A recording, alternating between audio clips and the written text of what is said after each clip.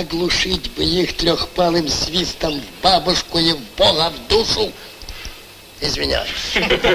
Знаете, я хотела сказать еще, в чем плюс навыка свиста у девочки. Вот она когда свистит, вдруг что? На улице никто никогда не подумает, что это может свистеть 40-летняя женщина. И на нее никогда никто не подумает. Вот. И как это не скинет на нее эту легкую шалость и хулиганство, а будет искать какого-нибудь парня или мужика. Что ж, начнем. Господи, как говорится, прости.